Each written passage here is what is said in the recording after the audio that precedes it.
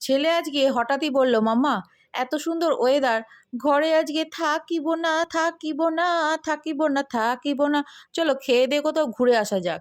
তো এরকম সাডেন ডিসিশনগুলোই মনে হয় সাকসেসফুল হয়, তাই ছেলের কথাতে আমিও রাজি হয়ে গেলাম। আর তাই তাড়াতাড়ি চলে গেলাম রান্নার কাজে।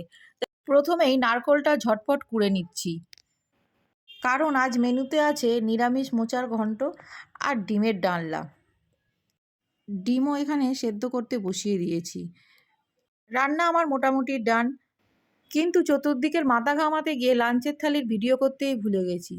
যাই হোক, হাসতে হাসতে নাচতে নাচতে লাফাতে লাফাতে চারজনে মিলে টোটোয় উঠে পড়লাম।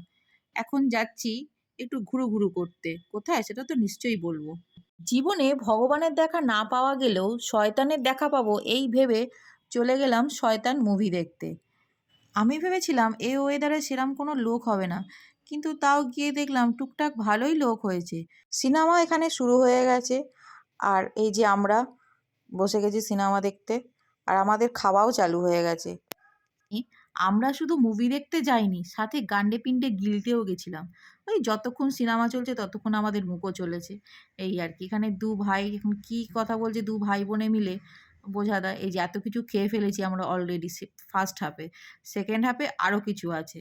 যুদ্ধ জয় করে মানুষরা যেমন ক্লান্ত হয়ে যায়, আমরাও তেমনি সিনেমা দেখে ক্লান্ত হয়ে গেছি। তাই চারজনে এসেই শুয়ে পড়েছি, যে যার ফোন নিয়ে যে যার মতো ব্যস্ত এখন। এই যে ইনিও ব্যস্ত। সন্ধেবেলা আমাকে আবার বেরোতে হয়েছিল, কারণ আমার একটু কাজ ছিল, তাই নিজেই বেরিয়ে পড়লাম টোটো করে। ফিরে এসে দেখি বৌদি এখানে রান্না চাপিয়েও দিয়েছে। আজকে রাতের মেনুতে আছে, দেখি কি করেছে। ও চিকেন, ওয়াও! আর তার সাথে রুটি। রাতে শোয়ার আগে মাথায় এক বোঝা তেল মেখে ওই ঝিলামের ভাষায় ঝিকিমিকি টুম্পা সেজে শুতে চললাম। ও টুম্পা সোনা দুটো হাম্পি দেনা, আমি মাইরি বলছি আর খৈনি খাবো না। চাঁদনি রাতে আমি টুম্পার সাথে যাবো ডিনার ডেটে, পোচ মামলেট খেতে। আজকের মতো ভিডিওটা এখানেই শেষ করছি। সবাই ভালো থাকবেন। Tata, good night.